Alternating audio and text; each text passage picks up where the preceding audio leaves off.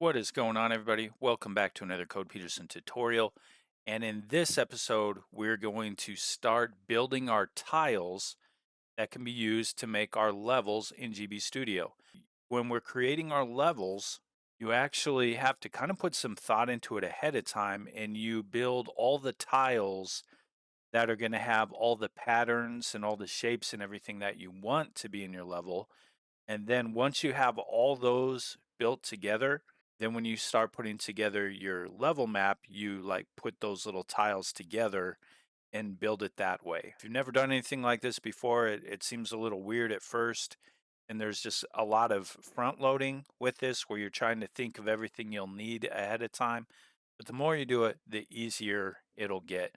And with this vertical scrolling shooter that we're creating, it's going to be fairly simple. We're not going to have too many to work with because we just kind of want to give everyone the ability to put this thing together. And then you can always go back and change these tiles up and add different animations to them and everything. And you can go with that later on. We're in Piskel here, and I have my GB Studio webpage here where they have a lot of this information that is needed for us. So they give us the colors we're allowed to use for our Game Boy game. They also let us know some important information in terms of the size that this has to be. We were making them 16 by 16 pixels for each of our characters in the game, or actors, as GB Studio calls them. When we're making our tiles, these are actually 8 pixels by 8 pixels. So when I go over here, we can go and resize, and we just want to switch it from 16 down to 8 pixels by 8 pixels. The good thing about using tile maps is it's just referring to one small tile over and over through the game, which allows us to make the Game Boy game very, very small in terms of file size. That's how they were able to put some impressive games for the original Game Boy on those tiny cartridges that did not hold very much space in there. Let's go ahead and put in our dark color first. So there's this # 071821. I copy that and paste it in here. And the first tile I'm going to make is just a solid dark color. I always like to have one tile for each of these colors in here. All right, so the second one, we'll use this darker green. That is # 306850. Select that and use my paint bucket tool. And then we can add another one, and this will be the # 86C06C. Don't forget to select it. There we go.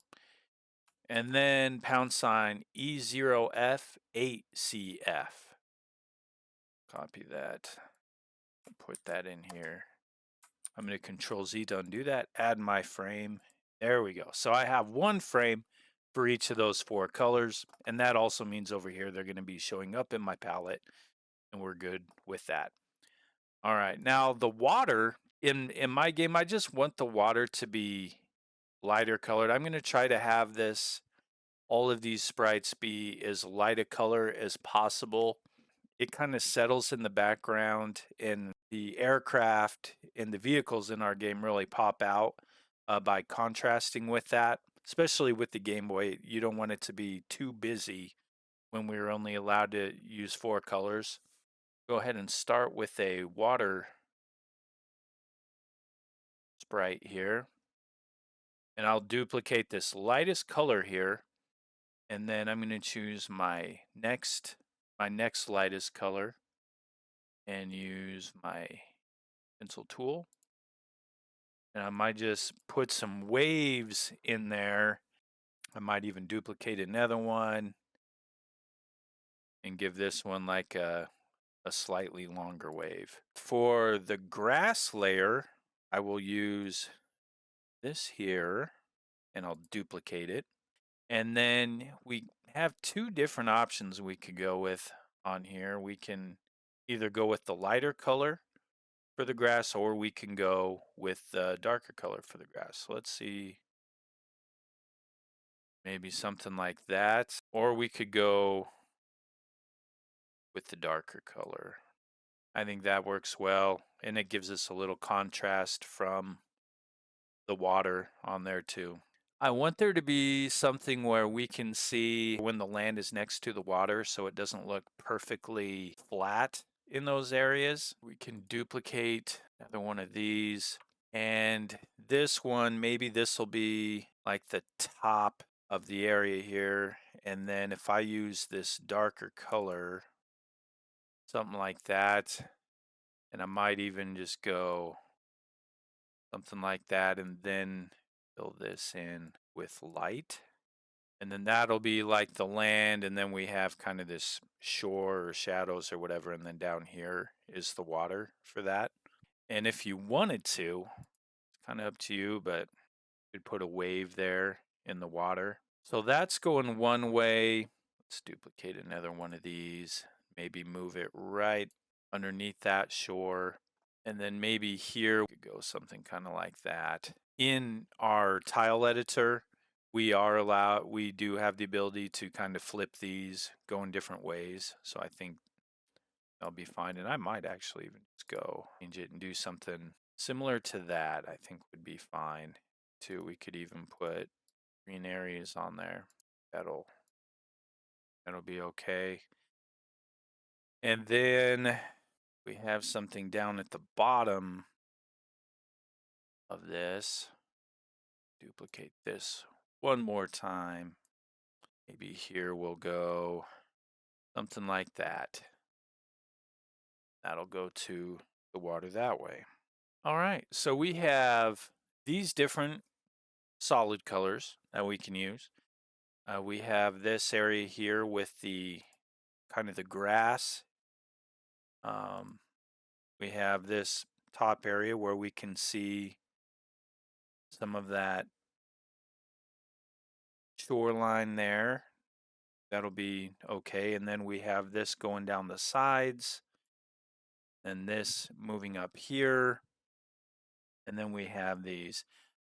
It's really hard to do this. It's harder than you think, but you want to make sure that none of your tiles are exactly the same. And the reason why is because later, like if we wanted to animate these waves, we would have to,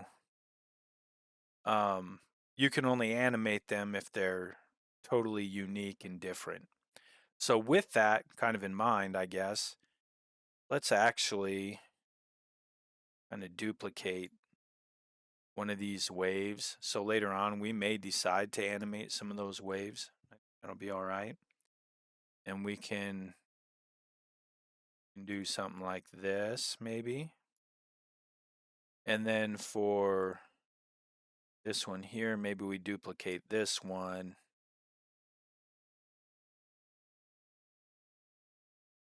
And then we remove the rest of those. Okay, so that gives us a few things just kind of thinking down the road that we can animate a little more. Maybe even two if we wanted to duplicate these plants, we can duplicate that. And then maybe, all right, I think this is a really good start to go with this. Between the next demonstration we have where we start putting all this together in a map, you might want to go in and just make some other background tiles that you might want to use for this. So maybe it's going to be something with some buildings that are kind of non-destructible, maybe some forts or enemy camps, things like that. But create as many of those as you want to. And then in the very next tutorial we're going to be putting these together to make our first level or levels using a program called Tiled. So to save this, we can go over here to save, and I will call this one Arcade Shooter Tiles. and I'll save it as a Piskel. Then I'll go to export. And then for this one, we have more than 10 on here. So for these frames, which are actually going to be tiles, I can go in here and I want to change the columns to 10. And so that's going to give us 2 rows and 10 columns, which will make our lives a little bit easier down the road. And then we can go to download. If I go in here to my downloads folder, and I have my arcade shooter tiles, copy that, and then go over here to my folder where I've been putting all these assets, and I'll paste it in there. And we are set. Like I said, there's a lot of front loading to this, but then once we have all these assets put together, you just have to be in a mindset to where you just really want to make a lot of images and everything first when you want to make your game, which can be frustrating. But then once those are done, then we can just start putting these games together and it comes together a lot faster. So let me know what you think in the comments. Like and subscribe if you want to keep updated when the next episode's coming out. And as always, I really appreciate you watching, and I hope you all have a great day.